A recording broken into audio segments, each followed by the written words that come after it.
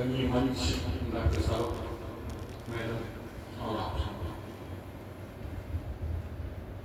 अखिल भारतीय साहित्य परिषद के 3 उत्सव, वाल्मीकि जयंती को अखिल भारतीय साहित्य परिषद की स्थापना, उस उत्सव को हम लोग वाल्मीकि जयंती महर्षि वाल्मीकि का स्मरण करते हुए और भारत के लौकिक साहित्य में आदि कविता का जनक उनको मानते हैं, वो अवसर मनाते हैं और पूरे देश सभी प्रांतों में सभी भाषाओं में यह कार्यक्रम एक प्रकार से होता है, केवल से कश्मीर तक और पूर्व से पश्चिम तक। यह दूसरा पर्व है व्यास। जब वैदिक काल से वेदों की रचना के बाद आगे बढ़ता है साहित्य, तो पौराणिक साहित्य, पौराणिक साहित्य में रामायण पहला, पौराणिक साहित्य आदि काव्य, और दूसरे नंबर पर व्यास जी आते हैं और महाभारत। महाभारत की रचना अकेले महाभारत व्यास जी का नहीं है। व्यास जी वह महापुरुष थे जो सनातन की बिखरी हुई जितनी भी संस्कृत के तत्व थे, जितना भी साहित्य था, स्मृतियों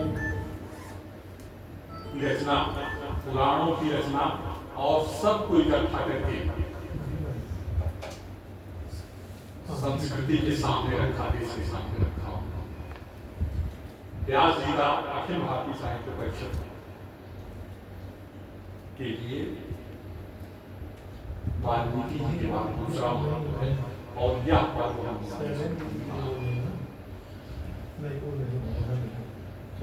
तीसरा और वर्ष के शुरू से देखा जाए तो पहला चैत्र वर्ष बड़ा का पर्व है जो हम मनाते हैं, वहां से शुरू करते हैं व्यास जयंती। इसके बाद हमारी स्थापना दिवस का पालन, तो आज हम व्यास जयंती पूरे देश में मनाते हैं। संघ के जितने भी आंदोलिक संगठन हैं, सबका उद्देश्य संघ की उस प्रार्थना में है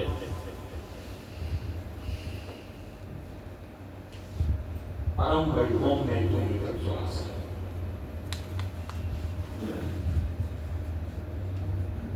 साहित्य में संस्कार भारतीय कला के क्षेत्र में काम करती है, तो भारतीय कला की परंपरा को पुनर्स्थापित करके उसको पूरे गौरव तक ले जाने का उद्देश्य है। उसी तरह से साहित्य के क्षेत्र में अखिल भारतीय साहित्य परिषद कार्य करती है, तो बिल्कुल सत्यम शिवम सुंदरम पर आधारित जो भारतीय साहित्य है, साहित्य में मंगल की कामना जो तुलसीदास जी करते हैं, वर्णा नाम और संघा नाम के आगे जो बढ़ते हैं तो मंगला नाम से करता हो, उस साहित्य के प्रतिबद्ध है। और इसी तरह से जिस भी क्षेत्र में कार्य करते हैं, डॉक्टर साहब का आरोग्य भारती है, सेवा भारती है, लोक भारती है, जितने भी सारे अनुक्रमिक संगठन हैं, सब इसी कल्याण की कामना से, राष्ट्र वैभव की कामना से कार्य करते हैं। अभी 2 वर्ष पहले भुवनेश्वर में सर्वभाषा साहित्य सम्मान, साहित्यकार सम्मान, तो 36 साहित्यकारों का सम्मान पूरे देश से था, सभी भाषाओं में। तो हमारे लखनऊ के लोगों को जाने वाने का फुर्सत नहीं मिलता है, रीवा में गए थे, जाते तो कुछ चीजें, मतलब कभी गोष्ठी से हम लोग आगे भी, और फिर बहुत दबाव रहता है कि किस तरह से काम करना, और बहुत सुनना पड़ता है केंद्र को जवाब देने के लिए क्या क्या कर रहे हैं आप। तो वहाँ भुवनेश्वर में 2 सत्र में हमारे हमारे राष्ट्रीय स्वयंसेवक संघ के सर संचालक पूज्य मोहन भागवत जी थे। दो शब्द, एक तो सम्मान वाले शब्द में उन्होंने सम्मानित किया सभी साहित्यकारों को, और दूसरे शब्द में उनका उद्बोधन था और जिज्ञासा एक दिन का पूरा समय और कहा कि ये संघ शताब्दी वर्ष है और अखिल भारतीय साहित्य परिषद की स्थापना 1966-67 में हुई थी। यह करने के लिए कि स्वतंत्रता तो हमको मिली, लेकिन जिन हाथों में देश गया उनको भारतीय साहित्य परंपरा से कोई मतलब नहीं था। और साहित्य के संबंध में उस समय यह विमर्श शुरू हुआ कि साहित्य 1947 से शुरू होगा कि साहित्य भारत की परंपराओं के साथ चलेगा। वैदिक साहित्य, पौराणिक साहित्य, संस्कृत का इतना विशाल साहित्य, विभिन्न भाषाओं का हमारे बड़ा साहित्य, बंगला का, मराठी का, उड़िया का, तमिल का, मलयालम का, इसके साथ चलेगा या रूस के साहित्य के साथ 1947 से हम शुरू करें। भारत का पुनर्निर्माण होगा कि भारत का नवनिर्माण होगा, यह सबसे बड़ा संघर्ष था डॉक्टर श्यामा प्रसाद मुखर्जी और नेहरू। श्यामा प्रसाद मुखर्जी पुनर्निर्माण की बात करते थे कि उसको समझते हुए हम आगे बढ़ेंगे और वो सबको छोड़ देना चाहिए। आचार्य नरेंद्र उन्होंने कहा कि हमारी कलाओं का और हमारा साहित्य का मूल तो वेद और पुराण ही है, बिना उसको छोड़ के तो हम कुछ बचेंगे ही नहीं, आगे क्या करेंगे। तो मोहन भागवत जी ने कहा कि क्यों आप पीछे, इस बात की और चर्चा हमारे परिषद के क्षेत्र में है। उन्होंने कहा कि आप 40 साल पीछे चल रहे, आपको जिसके लिए जो सोच करके संघ ले आया था कि साहित्य के क्षेत्र में आप उनकी नौकरियों को स्वीकार करेंगे, उसमें आप कहीं पीछे हो।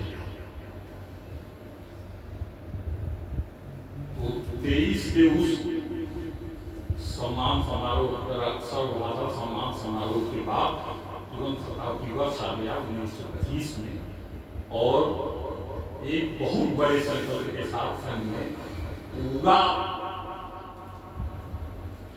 जैसे आपने इस अस्पताल को रिनोवेट कर दिया पूरा, उसी तरह से इस परिषद के भी पूरे रिनोवेशन का दबाव,